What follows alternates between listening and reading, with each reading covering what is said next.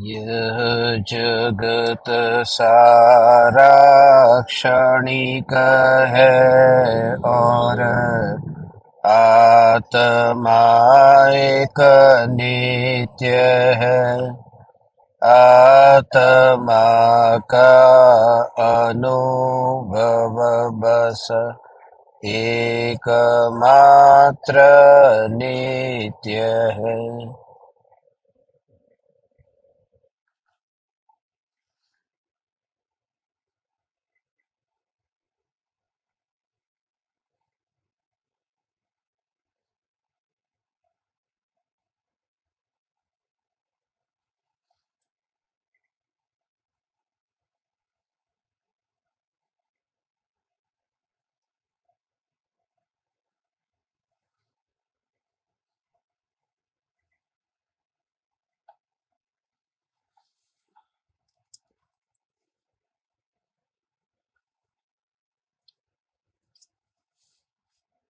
चैतन्य स्वभावी भगवान आत्मा अनादि अनंत शुद्ध चैतन्य मात्र है।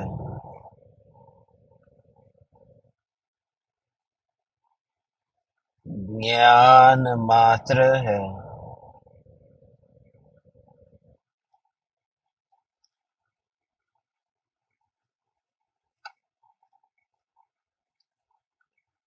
मैं शुद्ध चैतन्य मात्र, ज्ञान मात्र, भगवान आत्मा हूँ। प्रति समय यह जागृति बनी रहे,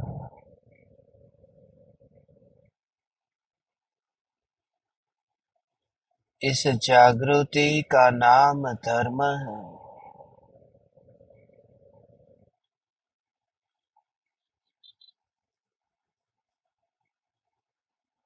देह की प्रत्येक क्रिया के काल में और विकल्पों के बहते प्रवाह के काल में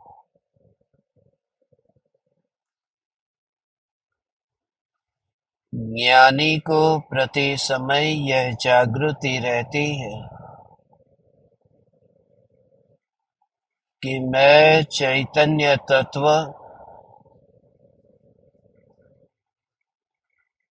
इस देह की क्रिया में और विकल्पों के बहते प्रवाह में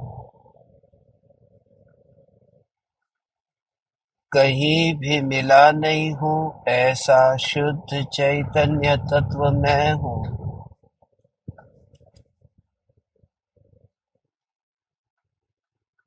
प्रति समय स्वयं की शुद्ध चैतन्य सत्ता का बोध आत्म जागृति ही धर्म है।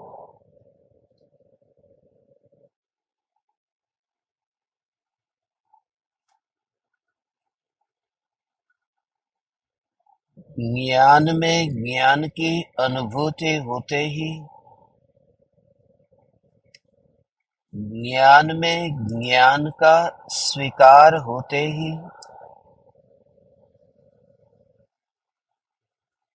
अनादिकालीन मिथ्या कल्पना से मुक्ति होती है।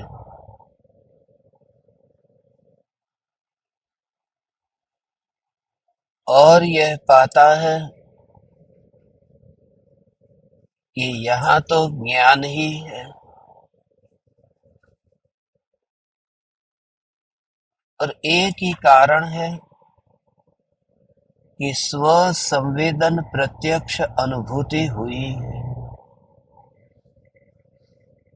सम्यक ज्ञान का दीपक प्रज्वलित हुआ है। जैसे लंबे काल से कोई व्यक्ति रस्सी को पकड़ करके रखा हो मगर भ्रम हो गया हो कि ये सांप है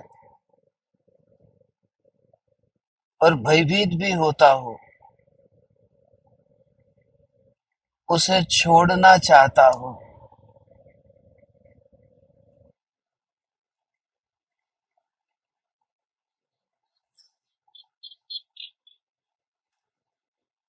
मगर जैसे ही वहां दिए का प्रकाश उत्पन्न हो, उस जलती हुई ज्योति से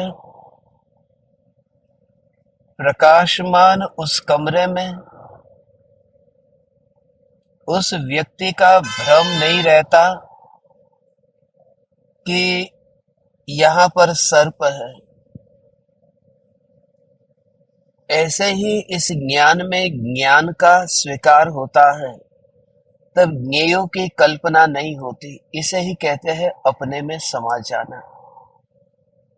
इसे ही कहते हैं अपने तत्व को अपने में ही देखना।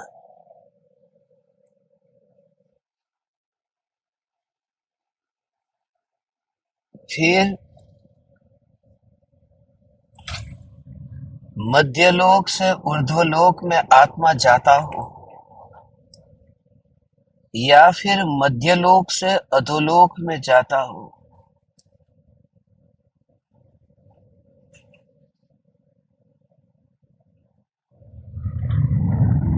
सहदेव और नकुल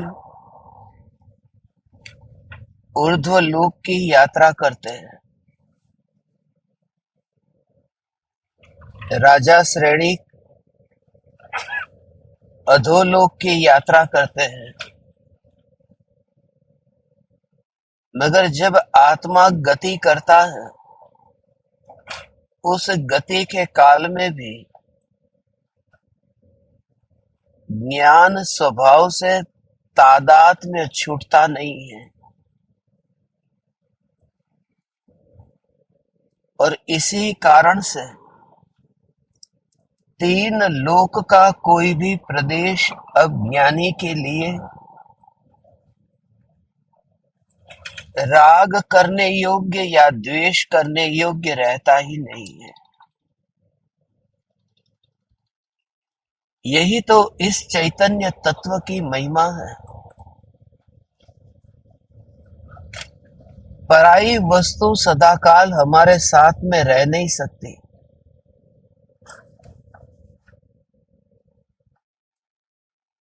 मगर एकमात्र चैतन्य सत्ता ही ऐसी है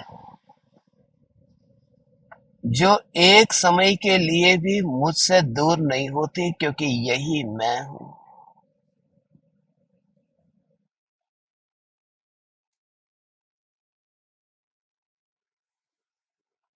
ये सब बुद्धि के स्तर से हम जानते हैं, हम सभी को ये पता है, फिर भी कहाँ अटक रहे हैं। ये जो चैतन्य तत्व का बीज है, ये बीज बोया तो जा रहा है,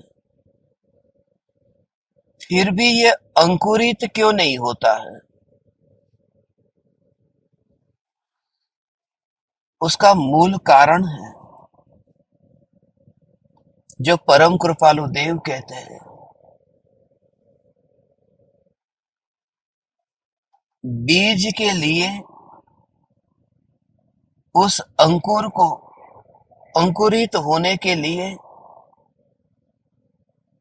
योग्य भूमि नहीं है।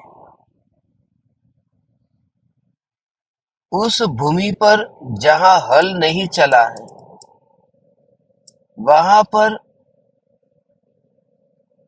कितना भी जीव को बोध दो,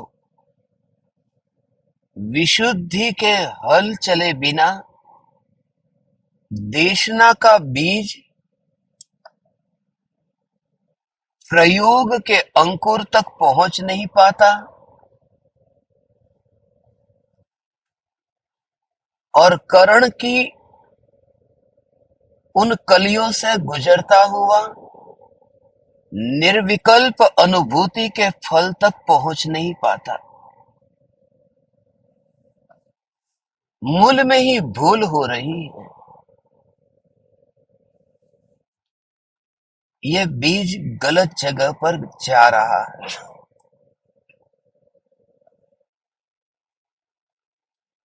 और कौन सी जगह है, उसे ही आत्मार्थी कहा है।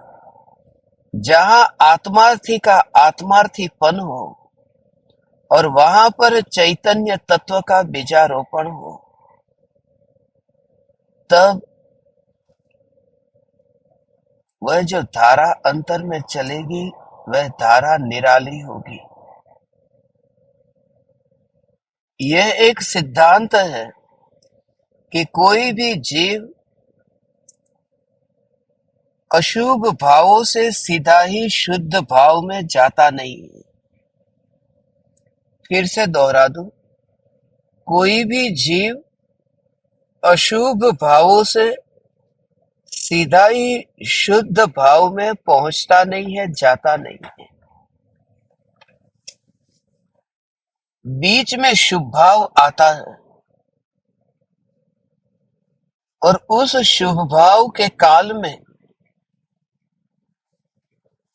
बहुत सी संभावना है कि जीव स्वच्छंदी हो जाए, और वह स्वच्छंदता अनुभूति तक पहुंचने नहीं देती। इसलिए बहुत बहुत बहुत गहराई से भरा हुआ आज का ये दोहा है, 147वां दोहा है, जिसमें उस भूमि के कोमल होने की महिमा बताई है। सिर्फ मुनिवर राम सिंह ने नहीं,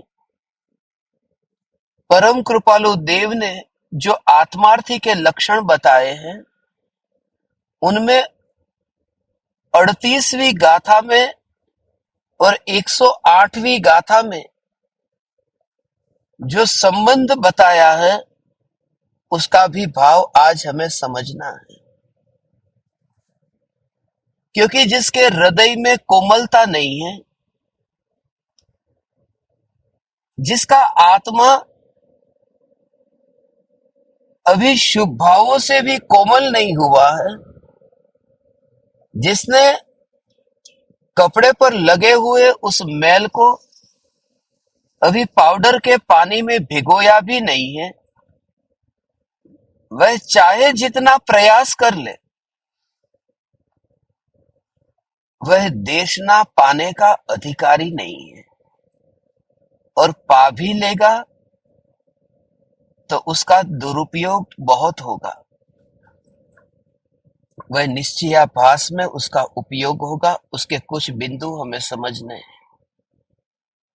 जैसे 5 लब्धियों में पहली लब्धि क्षयोपशम लब्धि है, दूसरी लब्धि विशुद्धि लब्धि है, तीसरी देशना, चौथी प्रायोग्य और 5वीं करण है। क्षयोपशम में तो सिर्फ 5 इंद्रिय और मन के निमित्त से जो ज्ञान का इतना विकास कि वह तत्व विचार कर सके, उतनी शक्ति उसे प्राप्त हुई है। असंगनी नहीं रहा, मन मिला, विचार करने की शक्ति मिली, स्व पर का भेद जान सके, विवेक हो सके, ऐसी उसके पास में 5 इंद्रिय और मन की ये शक्ति अभी प्राप्त हुई।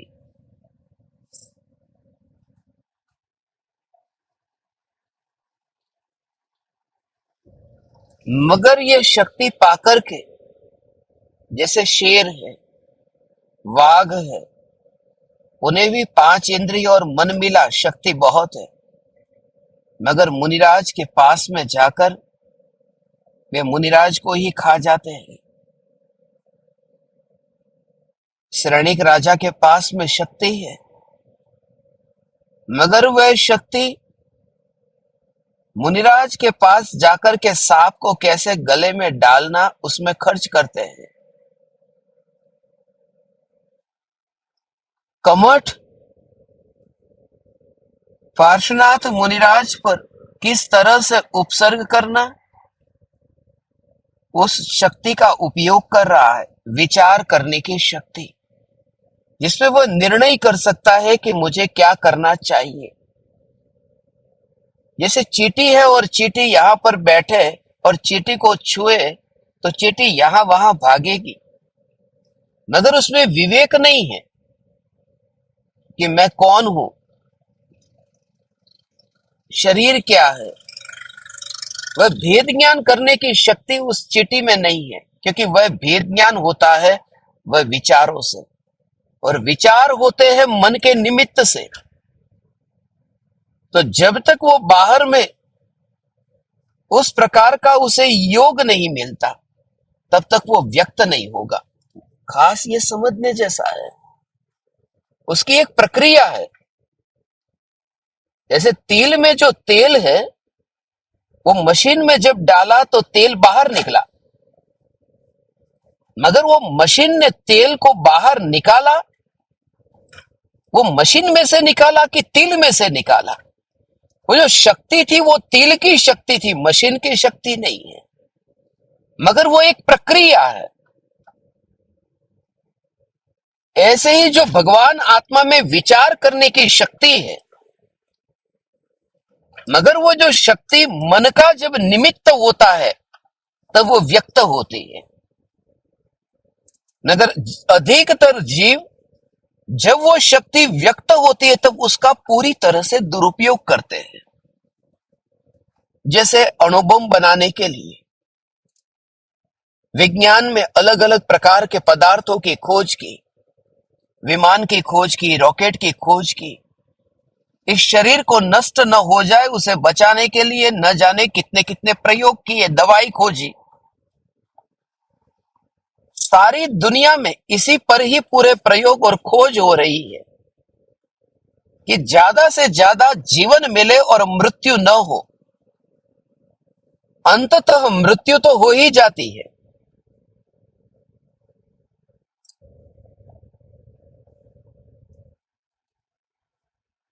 वह ये बताता है कि हमारे अंदर जो विचार करने की शक्ति थी, उस विचार करने की शक्ति का हमने दुरुपयोग किया, पराई की खोज में उस शक्ति को लगाया। जब हम अपनी विचार करने की शक्ति को, जब मैं कौन हूं उसमें ही खर्च करते हैं, तब जाकर के वो जो हृदय में कोमलता का भाव है ना, वो तब आता है कि अब मैं जाऊं किसी गुरु के पास जाकर के उन्हें पूछूं कि ये मार्ग क्या है। मैंने बहुत कुछ खोज कर ली मगर मुझे शांति नहीं मिल रही है। उस शांति का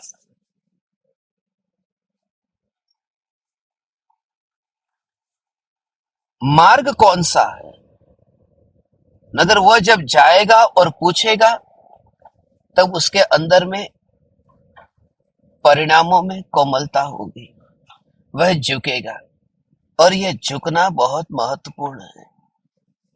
भारत देश में सूर्य नमस्कार की जो परंपरा चली, उसका मूल कारण तो यही था कि कहीं ना कहीं किसी ना किसी रूप में व्यक्ति झुकने की शुरुआत करे। अब सूर्य के सामने मस्तक झुकाने से सूर्य को कुछ भी लाभ नहीं है, मगर जो कहीं भी झुकने को मना करता था, अहंकार से ही जिसका चित्त इतना भरा था, उस व्यक्ति के लिए ये कहा कि तू सूर्य के सामने भी झुक जा, तू चांद के सामने झुक जा, तू पत्थर के सामने ही कम से कम झुक जा, ये पत्थर की प्रतिमा के सामने झुक जा।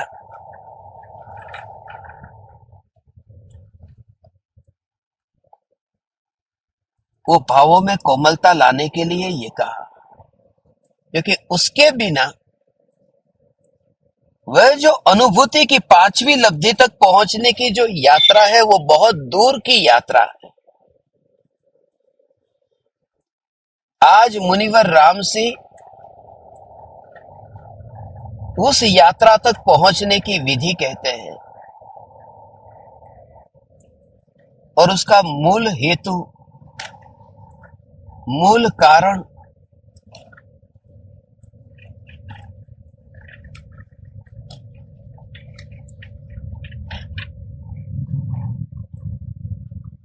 विशुद्धि बताते हैं।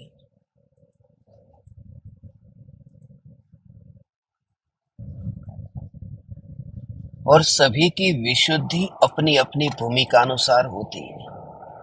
परम कृपालु देव ने जो 38वीं गाथा में प्राणी दया शब्द का उपयोग किया है,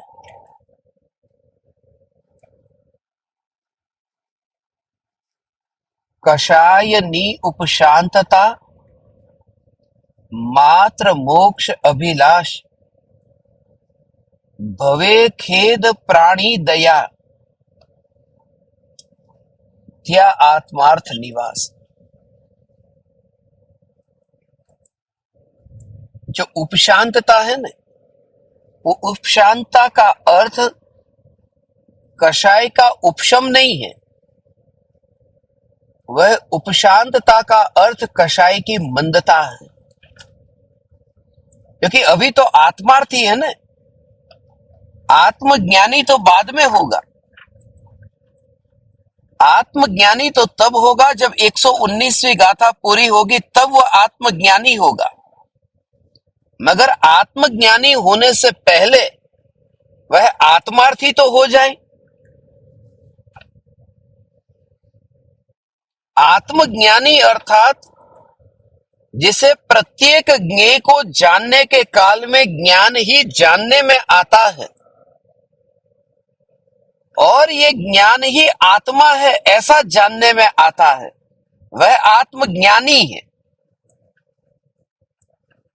मगर जिसे यह आत्मज्ञान अभी नहीं हुआ, वह भी आत्मार्थी हो सकता है, क्योंकि उसका एक ही प्रयोजन है कि यह दशा मेरी कैसे प्रकट हो, उसी के लिए पूरा प्रयास है।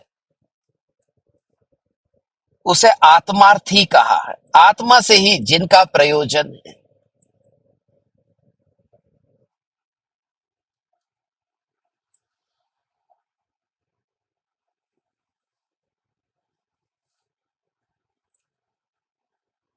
इसलिए प्रत्येक जीव का अपनी अपनी भूमिका अनुसार ये कषाय भावों का मंद होना अनिवार्य है, उसके बिना नहीं होगा।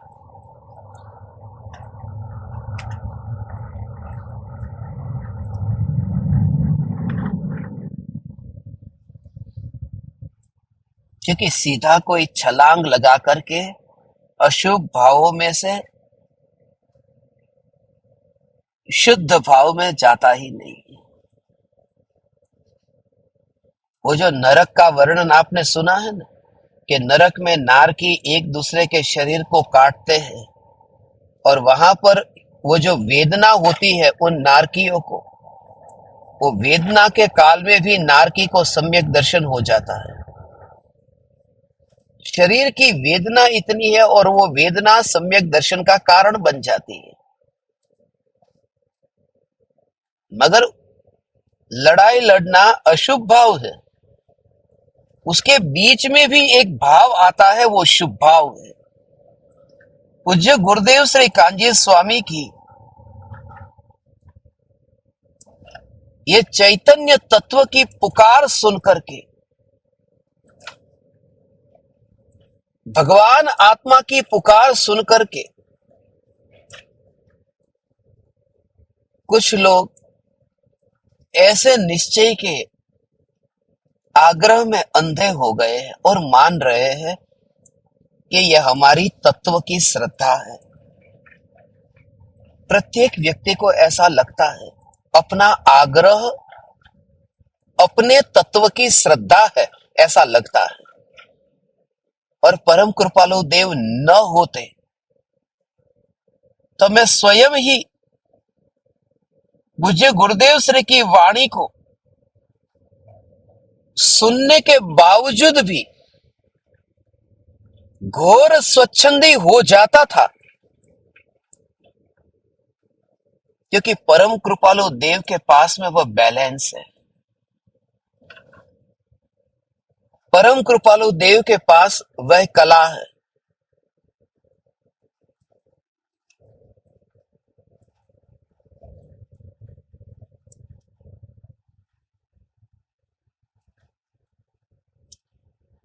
कि वह बार बार सरलता, मध्यस्थता, दया, दान, व्रत, तप, इनमें से किसी का भी मना पूज्य गुरुदेव श्री कांजी स्वामी ने किया नहीं है कि तू ये करना बंद कर दे।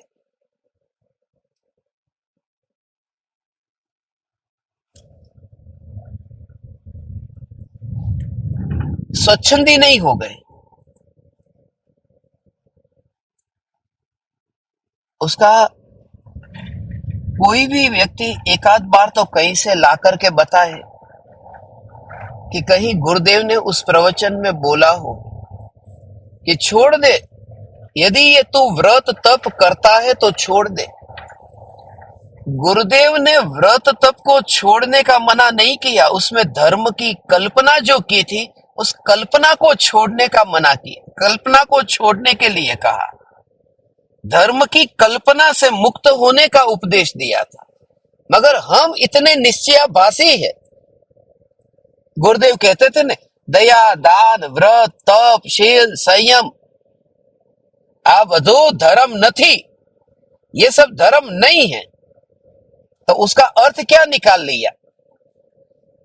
उसका अर्थ निकाला कि बस दया, दान, व्रत, तप ये धर्म नहीं है। तो खाते समय, पीते समय, इंद्रिय विषय के भोगों को भोगते समय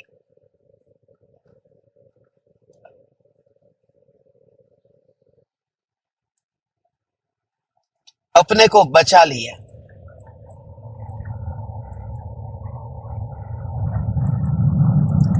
ऐसे ही समाधान कर लिया कि दया, दान, व्रत, तप ये धर्म नहीं है।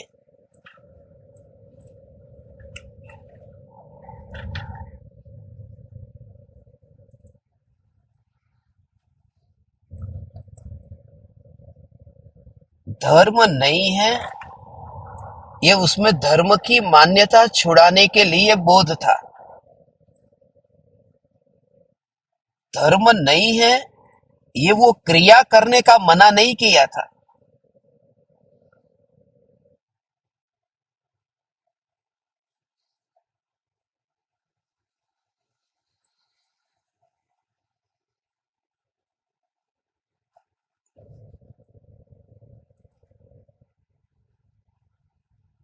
मगर हम शास्त्रों को पढ़ करके भी और गुरु की वाणी को सुनकर के भी अपनी मन की मर्जी के हिसाब से ही अर्थ निकालते आए। एक भी शुभ भाव और शुभ क्रिया को छोड़ना नहीं है, छोड़ना नहीं है। सिर्फ उन क्रिया और उन भावों के काल में ये जागृति रखनी है कि वह जो भाव है, वह भाव वह ज्ञान में से उत्पन्न होने वाला भाव नहीं है। वह भाव उस समय वहां पर होता ही, उस भूमिका में, उस पर्याय में उस प्रकार के भाव होते हैं। आकाश में चांद है और सागर में से जो लहर उठती है, तो उस समय ये जागृति कि आकाश में जो चांद है वो सागर में से नहीं निकला है, और चांद का प्रतिबिंब बिल्कुल ही उस पानी में पड़ता है।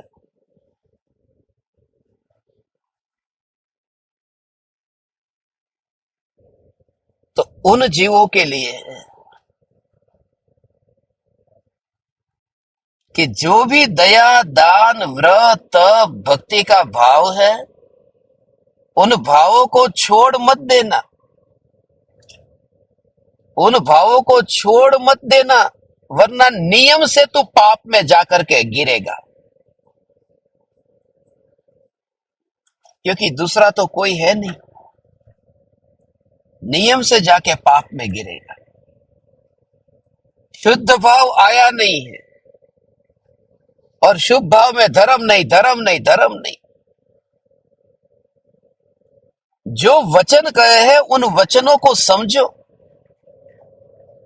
उसके आशय को समझो।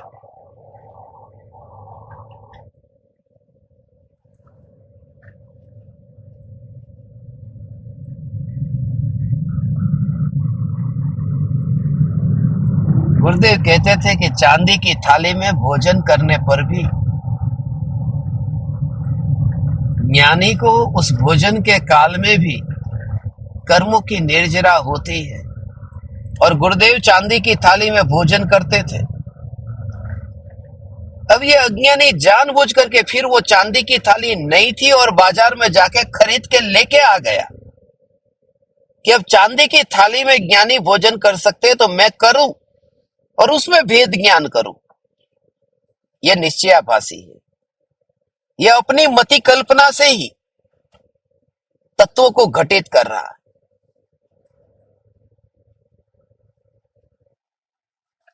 इसलिए आज ये दोहा ज्ञानी के वचनों के भीतर जो भाव है, आशय है, उस आशय को समझने के लिए। मैंने आप सभी ज्ञान दीपकों को थोड़े दिन पहले कहा था,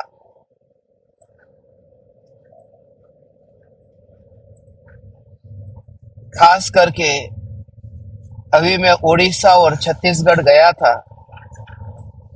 उस समय सत्संग के दौरान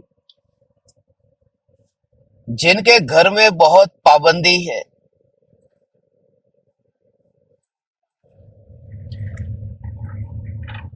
उनके लिए मैंने ये कहा था, आप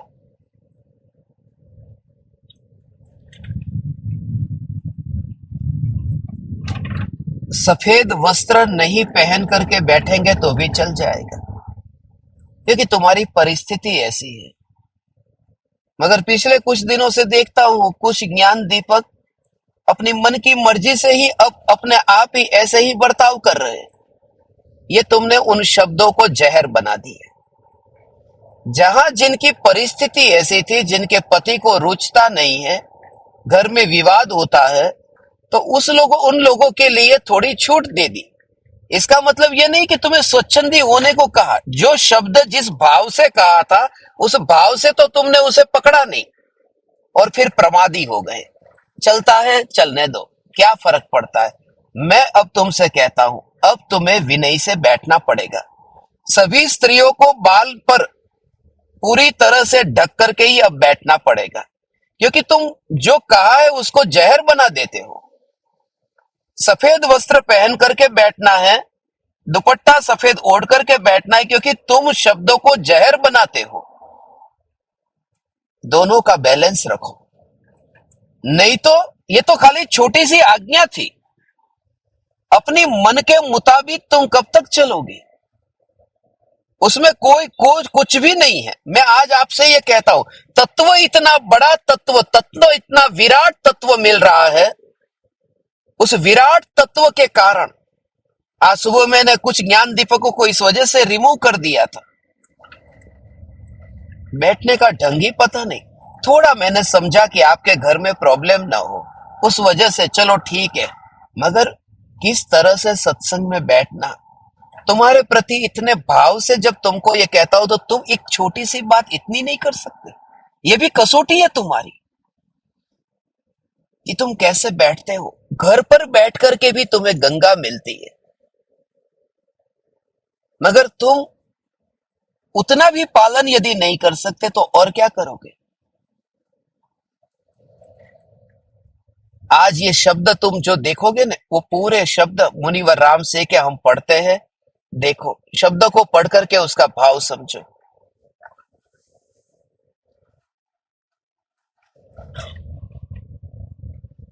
क्या हुआ था और क्या हुआ है, देखो।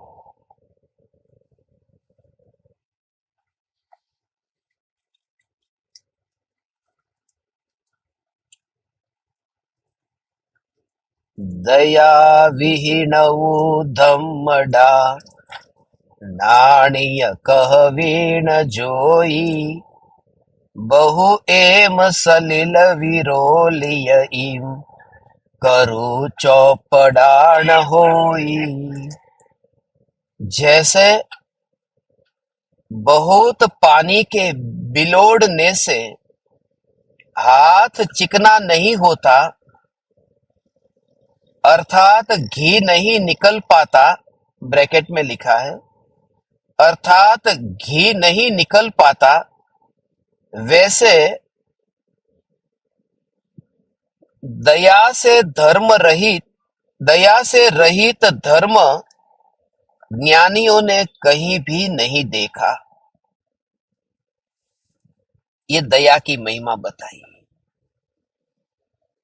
मुनिराज भी 4 हाथ जमीन देख करके चलते हैं ना, वो दया का भाव है।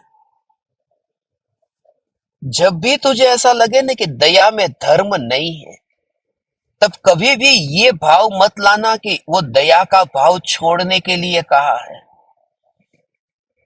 दया का भाव छोड़ना होता ही नहीं है, वह छूट जाता है। उसका भाव बहुत सूक्ष्म है, वो बहुत सूक्ष्म है, और उसका भाव बहुत सूक्ष्म है। जैसे देख, पूर्णिमा का चांद है, उसका भाव समझना। पूर्णिमा का चांद है, और पूर्णिमा का चांद अब सागर में प्रतिबिंबित हो रहा है। इस भाव को समझना। पूर्णिमा का चांद सागर में प्रतिबिंबित हो रहा है, और उस सागर में देखते समय तूने देखा कि अरे चांद, अरे चांद, अरे चांद। अब किसी समझदार पुरुष ने तुझे समझाया कि यहाँ चांद नहीं देख, यहाँ तो पानी देख। अब तूने उस वहां पर हाथ लगाया, तूने छुआ, छूते ही फिर तुझे अनुभव हुआ ठंडा, तुझे अनुभव हुआ यही पानी है, तुझे अनुभव हुआ कि ये स्पर्शना, ये अनुभूति पानी की हो रही है। और उतनी देर में फिर वो अनुभव तेरा चलता रहा, और वहां क्या हो गया कि पूर्णिमा का जो चांद था वहां वो चला गया और अमावस हो गई। अब वहां चांद नहीं रहा, तो पानी में चांद का प्रतिबिंब भी नहीं पड़ा। मगर तूने उस चांद को छोड़ा या नहीं छोड़ा? तू चांद को छोड़ने नहीं गया। चांद जहां प्रतिबिंबित होता था, उस पानी की स्पर्शना में ही तू इतना मस्त हो गया था कि वो चांद, पूर्णिमा का चांद अमावस में पलट गया, वहां अमावस हो गई, तो भी तेरी लीनता उस पानी में इतनी थी, उस निर्मल जल में ही स्पर्शना ऐसी हो रही थी कि विकल्प ही नहीं आया कि चांद कहां है। और अज्ञानी क्या करता है कि चांद का प्रतिबिंब पड़ा, अरे ये चांद को हटाने जैसा है, ये चांद को छोड़ने जैसा है, ये चांद तो धर्म नहीं है। अरे चांद धर्म नहीं है, मगर वो उसके लिए जो पानी की स्पर्शना में इतना तन्मय हो गया है, उसके लिए ये बात है। समझ में आ रहा है? ये जो भाव है, इसका भाव ये है।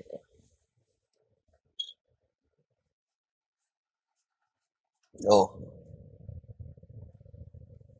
2 बात समझ में आई। एक तो चांद को भगाया नहीं है, वो चांद के पास में जाकर के चांद को वहां से हटाने नहीं गया।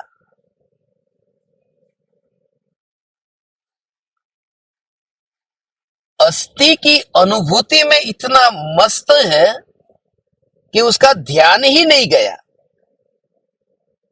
अस्थि की अनुभूति में इतना मस्त है कि चांद की ओर ध्यान नहीं गया।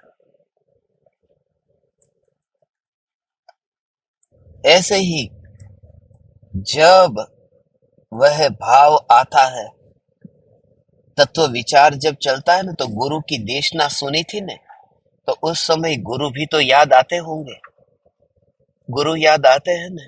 उस समय ये देह की क्रिया, क्योंकि ये धारा तो चलती रहती है, ये धारा चलती रहती है, बिल्कुल ये धारा चलती रहती है। आज सुबह अपनी तत्व विचार की धारा चली, अब एक खाली घटना ऐसी घटी ने कि तुरंत ही फिर वही धारा प्रयोग, उस समय पहला ही प्रयोग ऐसा। मेरे हाथ में साबुन था और साबुन को लेने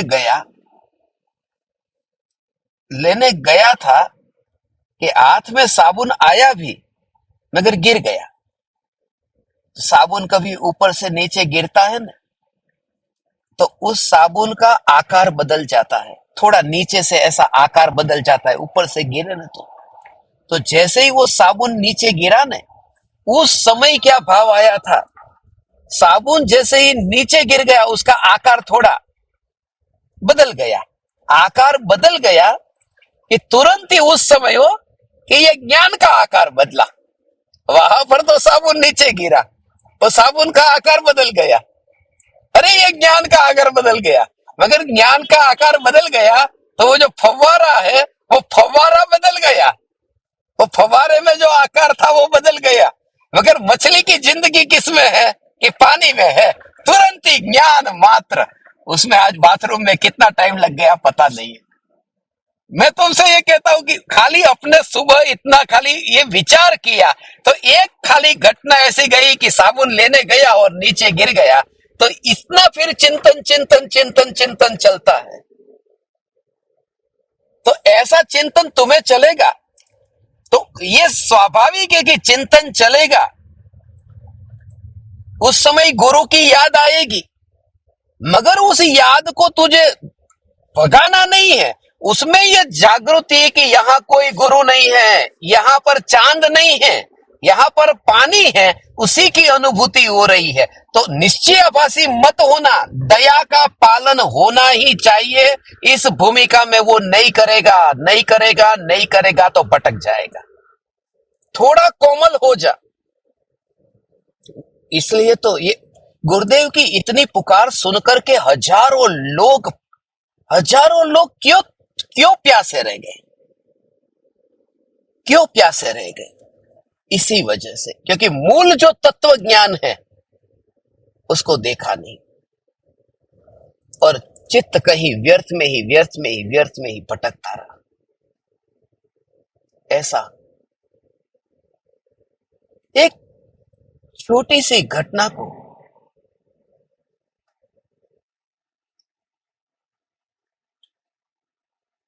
इतना बड़ा बना करके तुम्हें पता नहीं है। गुरुदेव का जीवन इतना दया से भरा हुआ था, उन्होंने जो कहा ने वो हमने सुन लिया, कैसेट में वही आता है, रिकॉर्डिंग होता है तो रिकॉर्डिंग में शब्द आते हैं। हमारे पास में गुरुदेव के प्रवचन की रिकॉर्डिंग है हजारों घंटे की, मगर वो जब चल रहे थे तब जो नीचे देख करके चल रहे थे उसकी रिकॉर्डिंग हमारे पास में उतनी नहीं है ने, और वो हम सुनते हैं कि दया दान ये धर्म नहीं है, तो बस इसलिए पिछले 2-3 दिनों से मैं आपको ये कह रहा हूं,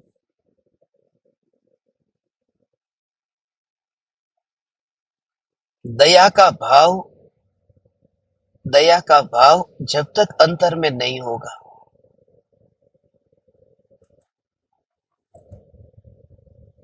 सारे जगत के जीवों के, इसलिए तो मुनिराज की करुणा इतनी निष्कारण करुणा है। ये भाव आता ही है, ये भाव आता है। उसे लाना ही नहीं पड़ता। आज सुबह अपना जो सत्संग हुआ न, उसके बाद में कुछ ज्ञान दीपकों के मैसेज आए थे, जिनको जूम में सुबह ज्वाइन नहीं किया था, या कि उनका ठीक तरह से लिखा नहीं था, नाम नहीं लिखा था, और वो सब आपको सेट करना पड़ेगा, मैं कुछ नहीं जानता। तो वो सब आपने वो सब ठीक नहीं किया था। मगर बात ये थी, एक ज्ञान दीपक से बात हो रही, उन्होंने ये पूछा कि ये नया नया क्या निकालते रहते हैं, ऐसा उन्होंने पूछा। कभी सीटीवी निकालते हैं, कभी डीपीटीवी निकालते हैं, कभी डीपी निकालते हैं, कभी एनडीपी निकालते हैं, कभी डीसीडीपी निकालते हैं। ये दीपक कनेक्शंस, ध्यान प्रयोग, ये नया नया क्या निकालते रहते हैं। ये भाव आए बिना नहीं रहता कि कुछ न कुछ अंदर से, कि ज्ञान दीपकों को कैसे भी करके उनके साथ मिल करके चैतन्य चैतन्य चैतन्य। अब मुझे पता है कि ये भाव मुझे संसार में भटकाने ही वाला है, मगर इस भूमिका में मैं 24 घंटे ध्यान में नहीं लीन रहने वाला। तो इस भूमिका में मैं फोन उठा करके किसी के साथ में गप्पे लगाऊं, उल्टी सीधी बातें करूं, पाप के विषयों में प्रवर्तन करूं, इससे उस पापों से बचने के लिए इसमें चैतन्य की चर्चा अधिक से अधिक हो तो क्या गलत है। इसलिए ये स्वच्छंदी नहीं होना है, कैसे भी करके घूम फिर करके आना यहां पर ही। अभी तो और नया आएगा, तुम सब कोड वर्ड याद रख लेना, इतना नया नया सब इकट्ठा। थोड़े दया, थोड़ी कोमलता हृदय में रखो।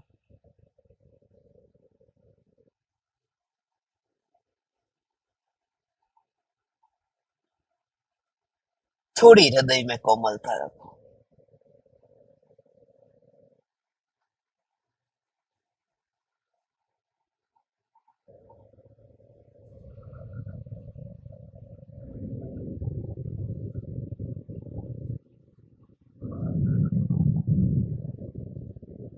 नौ 9,000 से भी ज्यादा घंटे के प्रवचन के रिकॉर्डिंग्स गुरुदेव के हैं।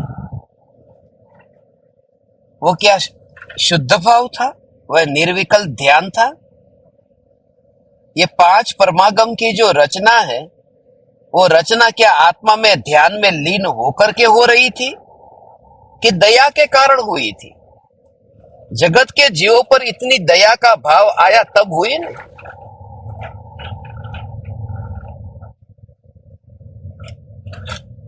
थोड़े थोड़े थोड़े थोड़े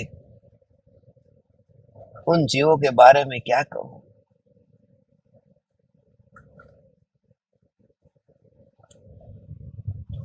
अभी मैंने 2 दिन पहले एक वीडियो भेजा था, आपके पास में पहुंचा होगा। वो जो वीडियो भेजा था, श्रद्धांजलि अर्पण की थी आचार्य श्री को, और उस पर कुछ लोगों ने अपनी टिप्पणी दी आज सुबह कि कुछ समझ में नहीं आ रहा है, आप ऐसी ऐसी बातें करते, क्या वो ज्ञानी थे कि अज्ञानी थे, सम्यक दृष्टि थे कि मिथ्या दृष्टि थे। हर बात में बाल की खाल को निकालने की कोशिश मत करो ये कोशिश। इस वजह से ही तुम इतने कठोर परिणाम से बहुत कुछ गवा देते हो, और तुम्हारे भीतर में ये भ्रम हो गया है कि जैसे तुम बहुत तत्व के श्रद्धानी हो। तुम्हें पता नहीं है, पूज्य गुरुदेव श्री जब मुनिराजों का विहार होता था ना सोनगढ़ से, क्योंकि पालीताना जाते थे महाराज साहब, सोनगढ़ होके ही पालीताना जाते, और गुरुदेव श्री के प्रवचन में जो महाराज साहब दिगंबर साधु जब वो बैठते थे, तब गुरुदेव श्री से ऊंचा आसन उन साधु संतों का था। गुरुदेव श्री से ऊंचा आसन साधु संतों का था, और गुरुदेव को पता था कि इसमें कौन जीव किस स्थिति में है, क्योंकि ज्ञानी सभी की स्थिति पहचानते हैं, मगर मेरा स्वभाव इतना इतना पॉजिटिव, इतना सकारात्मक हो कि मेरे को किसी के प्रति बुरा सोचना ही नहीं है। मैं अभी छत्तीसगढ़ गया था, तो छत्तीसगढ़ में मैंने सभी ज्ञान दीपक को कहा था ने, मैंने इससे पहले यदि किसी भी महाराज साहब के बारे में यदि प्रत्यक्ष या परोक्ष रूप में किसी के बारे में कुछ भी कोई भी प्रकार के कठोर वचन कहे हो तो क्षमा चाहता हूं। क्योंकि कठोर वचन, आज तुम 50 साल से ज्यादा दीक्षा का पालन करो, 50 साल से ज्यादा दीक्षा का पालन करो, और 50 वर्षों में तुम कितने प्रवचन देंगे, तुम कितने प्रवचन दोगे? और इतने हजारों प्रवचन देने के बावजूद भी एक प्रवचन में भी किसी के बारे में कठोर वचन न कहना, कड़वा वचन न कहना, किसी की निंदा नहीं करना, सभी के प्रति वात्सल्य भाव से बोध देना, ऐसा व्यक्ति जिसका आचरण ऐसा हो, तो उनसे मुझे प्रेरणा मिलती है कि मैं ऐसा कब हूं, क्योंकि मैं तो कभी कभी बहुत कुछ खराब भी बोल देता हूं। तो हे परम कृपालु देव, ये मैं परम कृपालु देव का शिष्य हूं, इसलिए कहता हूं जिसका वर्णन कृपालु देव ने वचनामृत में किया है। और तू अपने को महान तत्व का श्रद्धा नहीं मानता है। मैं तो कहता हूं मांस खाने वाला मांसाहारी हो ने, तो मांसाहारी से भी मैं बहुत कुछ सीखता हूं, मैं उनसे भी सीखता हूं। कहीं पर भी ऐसा नहीं लगता, क्योंकि मैं खुद इतना बुरा और पाप से भरा हुआ हूं।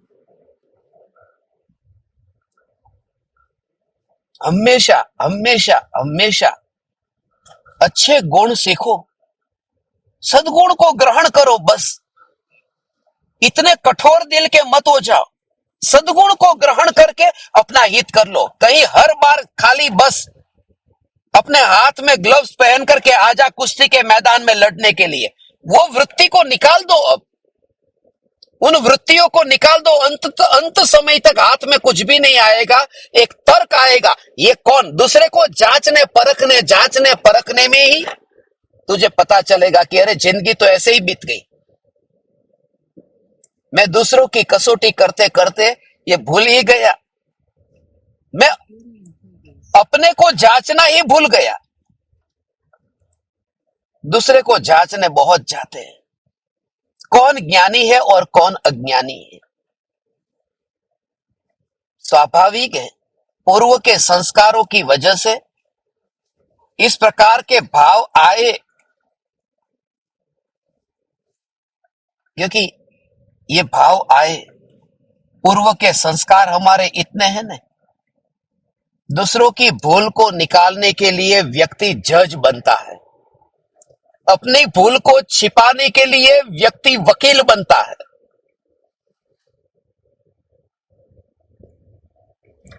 हमें दोनों से मुक्त होना है, हमें दोनों से मुक्त होकर के हित करना है। Always always always see positive, हमेशा सकारात्मक दृष्टिकोण से, क्योंकि जिंदगी इतनी अल्प है। मैंने आज उनको एक बहुत अच्छा दृष्टांत दिया था, जिनके साथ में मेरी बात हुई ने, उनको कहा कि ये सब बाल की खाल निकालना बंद कर दो। मैंने अमेरिका का ये दृष्टांत दिया। अमेरिका में मैं एक घर में ठहरा था, और उस घर में हमने अमेज़न पर ऑर्डर दिया था लैपटॉप का, और लैपटॉप की डिलीवरी आ चुकी थी।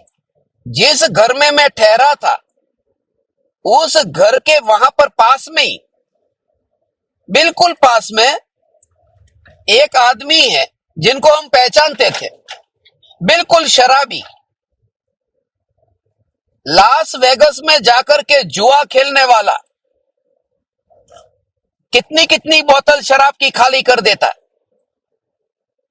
और मांस खाने में खतरनाक मांस खाएगा, आपको बता नहीं सकता। पर स्त्री में भोगने में हर बार ऐसी बातें करता, और मैं कितने ही समय से उनके वहां पर रुकता था, तो वो व्यक्ति को मैं जानता हूं।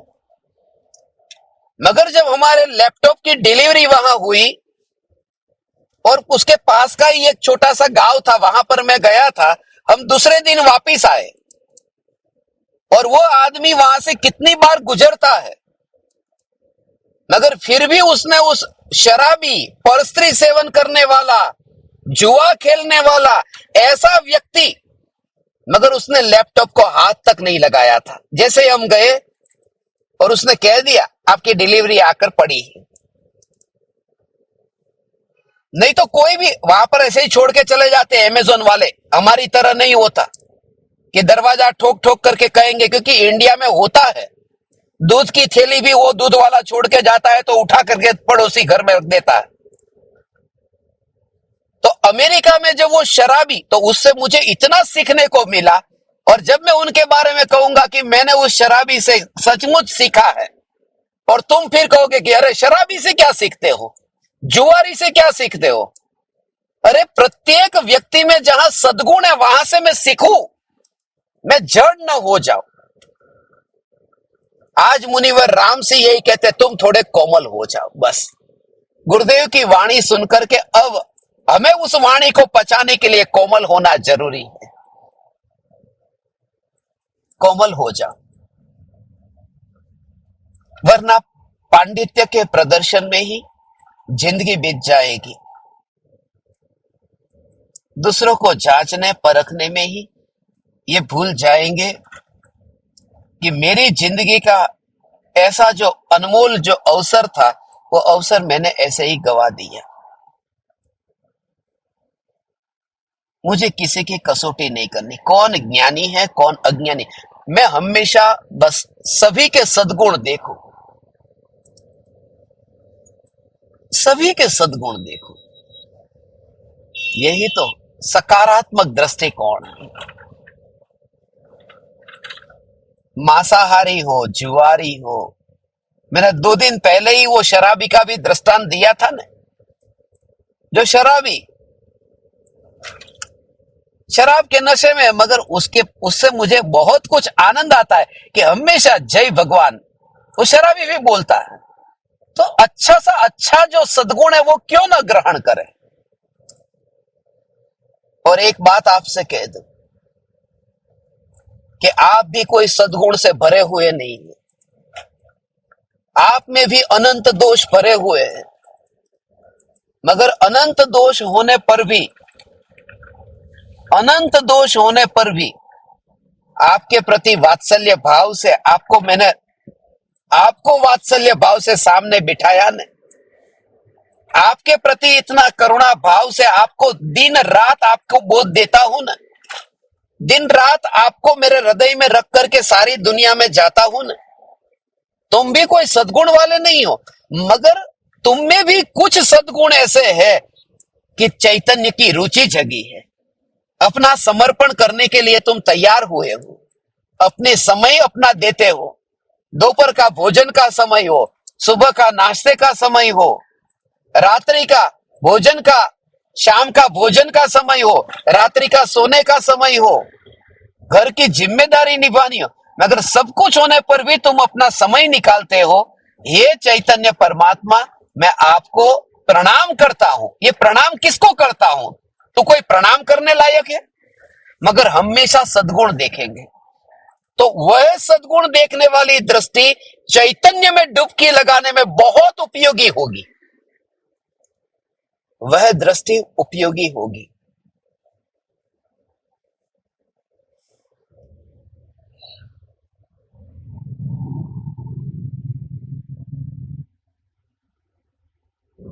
मुनिवर राम से आज यहां यही कहते हैं, हृदय में थोड़ा कोमलता का भाव लाना, दया का भाव लाना। हर बार ये हिसाब मत करना। हम मंदिर में जाते हैं, कभी कभी पुजारी को भी पैसे दे देते हैं, दे दिया, अब वहां पर इतना जड़ होकर के मत बैठना।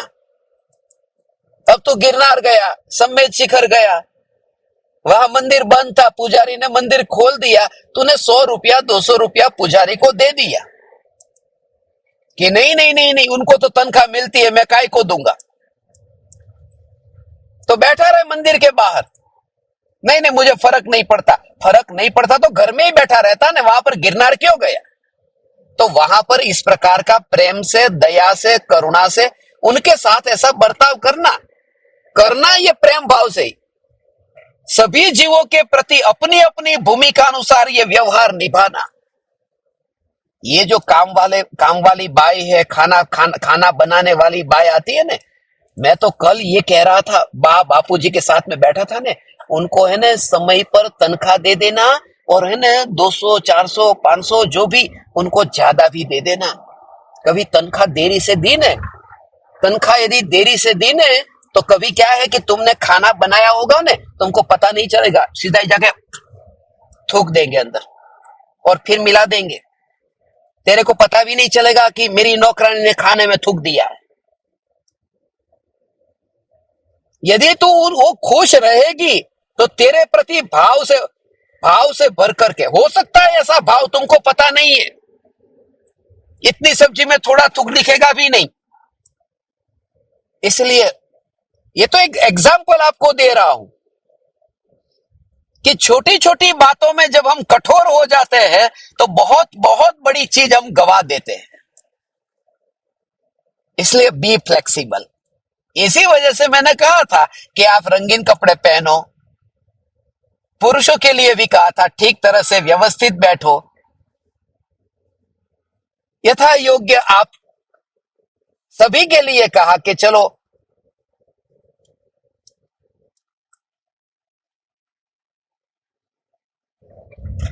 तो अपनी अपनी भूमिका अनुसार उसका पालन।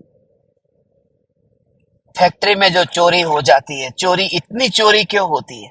घर में से कुछ चोरी हो जाती है, नौकर लेके गया, कौन लेके गया पता नहीं, बस एक वात्सल्य वाला रिश्ता यदि जोड़ देने अपने नौकरों के साथ में, वात्सल्य वाला रिश्ता। वैसे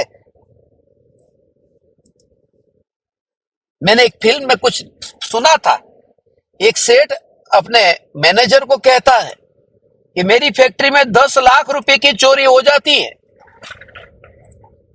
मैनेजर ने कहा एक काम करो, 10 लाख की चोरी होती है ना, 2 लाख रुपए की गिफ्ट भेंट सभी नौकरों में बांट दो, 2 लाख का नुकसान नहीं होगा, 8 लाख का मुनाफा हो जाएगा।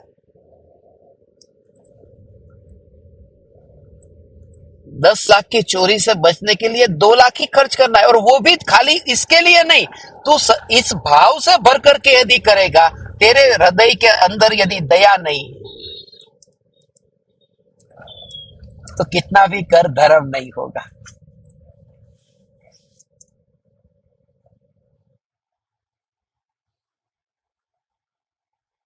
ऐसे ही तो भाव से भाव, भाव से भाव, भाव से भाव तैयार होते। हम छत्तीसगढ़ में मिले थे ना, ये ज्ञान दीपकों से, केवलारी से ज्ञान दीपक आए थे, मुनिराज के आहार दान की विधि के बारे में हम समझा रहे थे। तो मैं तो गृहस्थ हूं, मगर वो जिस तरह से खाना खिला रहे थे ना,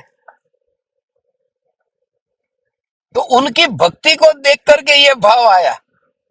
वो भक्ति को, खाली झूठी भक्ति थी, कोई मैं मुनि तो नहीं था ना, मगर वो मुनि का पद कितना महान होगा। वो जो अहोभाव तब से इतना आया कि कम से कम चलो इन ज्ञान दीपकों को, हमारे 142 ज्ञान दीपकों में से इतने ज्ञान दीपकों को तो पता है कि मुनिराज को आहार दान कैसे दिया जाता है। तो मैंने उनको खास कहा था, और भी वहां ज्ञान दीपक थे छत्तीसगढ़ के, उनको कहा था आप सब इनसे सीखना,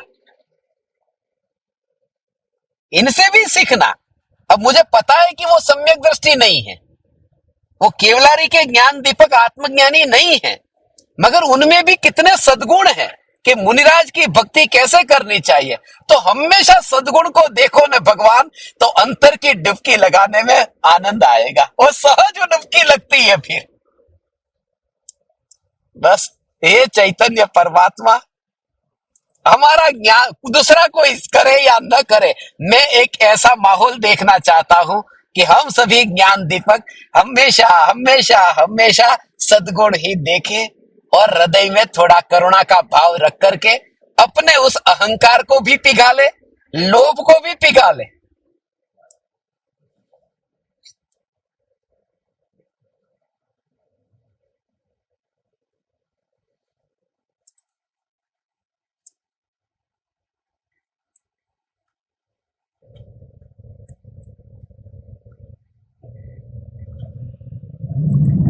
अभी समय हो गया है अपना। आज शाम का ही समय था जब मेरा विमान था। इस वजह से आज का सत्संग भी वो छोड़ना नहीं था, तो गाड़ी में ही बैठ करके कर लिया। एक जगह बैठ करके सत्संग करना था, मगर कर नहीं पाया। अपने नियम को तोड़ा, उसके बदले में क्षमा चाहता हूं। मगर नियम का पालन भी किया है। एक ही जगह पर बैठा हूं, पास वाली सीट पर गया नहीं, आगे की सीट पर गया नहीं, एक ही जगह पर बैठ करके सत्संग किया है। इसलिए अपने नियम को छोड़ा नहीं। इसे ही कहते हैं पर्याय के प्रवाह में रह करके भी मैं अपनी सत्ता में स्थित हूं, ऐसी जागृति बनी रहे। गति होती हो, परिणमन होता हो, मगर परिणमन में भी मैं पराये की गाड़ी में नहीं जाता, मैं अपनी ही गाड़ी में हूं। ऐसी जागृति हमें बनी रहे। प्रयोग करें थोड़ा। वैसे तो प्रयोग ही प्रयोग चल रहा है, मगर आज इसका प्रयोग कर लेना भगवान। अपने दोषों का निरीक्षण करने का प्रयोग करना। हमेशा दूसरों के दोषों को देखने वाली जो दृष्टि है, उस दृष्टि को दूर करो। कहीं ना कहीं मुझे सच्ची एक ऐसी विराट दृष्टि से देखो ना, तो सब में बस परमात्मा ही दिखता है। परमात्मा ही दिखता है। परमात्मा ही दिखता है। ओहो।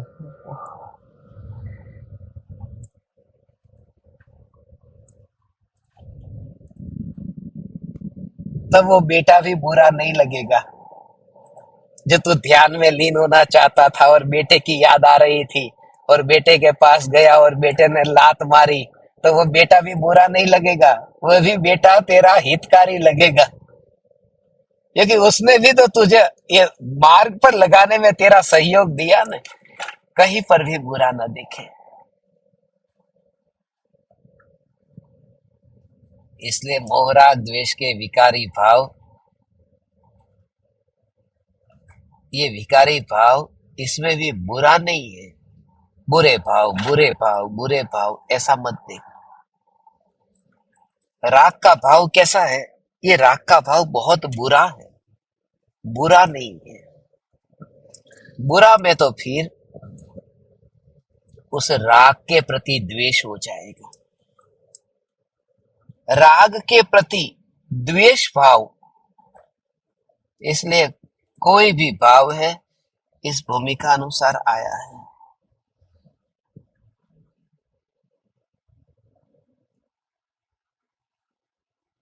एकम से दूज, दूज से फिर तीज, फिर उससे चतुर्थी, पंचमी, ज्ञान, ज्ञान, ज्ञान, ज्ञान, ऐसे जो पलटते हुए चांद की अवस्था, उस अवस्था में ये ज्ञान नहीं जाता।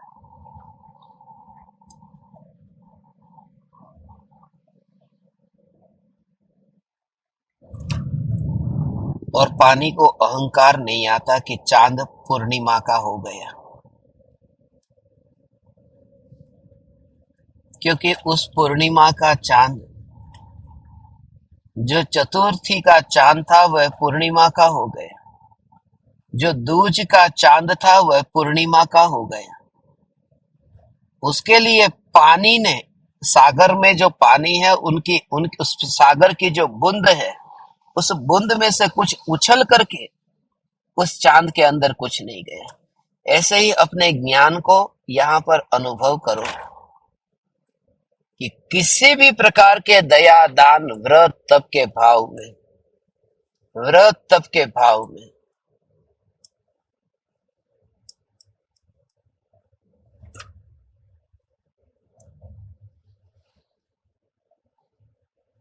मैं ज्ञान जाता ही नहीं।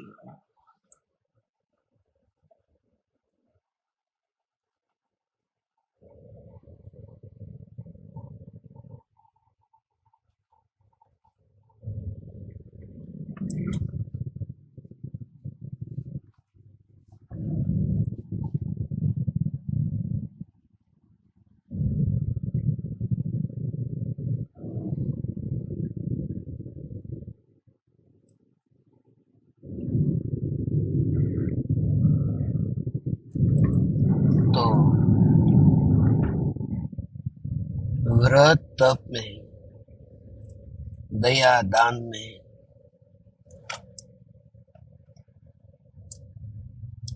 मैं चाहता ही नहीं।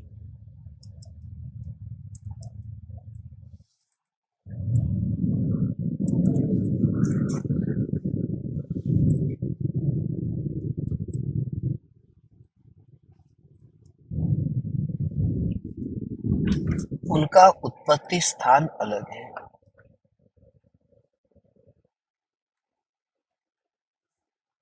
वो अलग जगह पर है।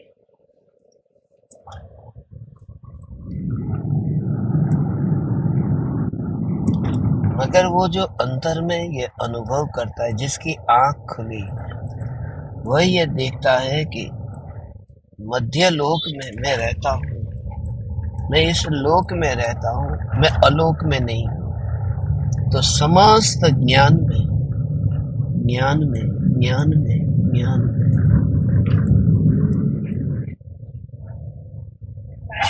बस ये ज्ञान में, इस ज्ञान के लोक में से ये दया का पालन करने का भाव आए, तो वहां तक मैं नहीं गया। लोकाकाश में रहने वाला व्यक्ति अलोकाकाश में नहीं जा सकता, तो लोकाकाश अलोकाकाश में कैसे जाए? ऐसे ही ये देख कि पर्याय, ये तरंग जिसमें प्रतिबिंब पड़ा चतुर्थी के चांद का, वह तरंग भी चांद के पास नहीं गई, तो पूरा जो सागर है वो कितना कितना दूर है और कितना विराट है वो सागर, पूरा सागर। एक तरंग जिसमें प्रतिबिंब पड़ा वह चांद के पास नहीं गई, चांद बदलता रहता है। ऐसे ही दया का भाव, दान का भाव, व्रत का भाव, तप का भाव, ये बदलता रहता है, वो चांद की तरह। मगर ज्ञान की पर्याय वहां नहीं गई, और उस पर्याय में भी जो सत्ता, वो चैतन्य सागर, माने तुम्हें ऐसा अलग ही दिखेगा कि मैं अलिप्त ज्ञायक देव हूं। बस दया दया दया दया दया दया दया करते करते ही दया की याद न आई और न्यायक की अस्थि में ही मस्त हो गया। ये प्रयोग आज करना, अपने दोषों का निरीक्षण करना, अपने घर में जो रहते हैं, पड़ोस में रहते हैं, जो मित्र है, जो शत्रु है, जिन जिन के भी दोष दिखे हैं, उन सभी के बारे में मैं आपसे कहता हूं, आज खाली सभी के प्रति उत्तम भावना भा करके सभी के सद्गुण देखना, और फिर ध्रुव का चिंतन करेंगे तो बस बैलेंस होगा, व्यवहार भी आएगा, निश्चय भी आएगा, वहां कोमलता भी होगी और बीजारोपण भी होगा, तब फिर अंकुर निकलेगा, सम्यक दर्शन और मोक्ष का फल भी प्राप्त होगा। बस आज अभी शाम को 4 बजे 8 बरस से लेकर के 12 वर्ष तक के जो बच्चे हैं, उनका चैतन्य कनेक्शन का सेशन चालू हो रहा है। आज पहली क्लास होगी, और आपके टीचर्स भी सब पूरी तरह से तैयार है। आज सुबह 11 से 12 का एक सेशन हो गया, बहुत अच्छा हुआ। अभी पहला दिन था, इसलिए सभी बच्चे नहीं जुड़ पाए, कहीं ना कहीं व्यस्त होंगे, स्कूल में भी गए होंगे कुछ। मगर अगली बार से उनको जो जो टाइम अनुकूल होगा उस टाइम पर अपन रखेंगे। 4 से 5 में सिर्फ वही लोग बैठे जिनके बच्चे हैं, और बच्चों के साथ में आपको बैठना हो तो ठीक है, वरना बच्चे को चालू करके दे देना जूम, और बच्चों को बैठने देना अकेले को। आज रात्रि में यदि मैं समय पर पहुंच गया, गजपन था, तो रात्रि में लगभग 10 बजे, 10:30 बजे, 11 बजे, पता नहीं है, मगर एक बार पहुंच करके अपने उस गांव से, उस मशान से आज रात्रि में सत्संग करेंगे, छोड़ेंगे नहीं। आप समस्त ज्ञान दीपकों को मेरे अनंत अनंत प्रणाम करता हूँ। प्रणाम। चैतन्य चैतन्य चैतन्य।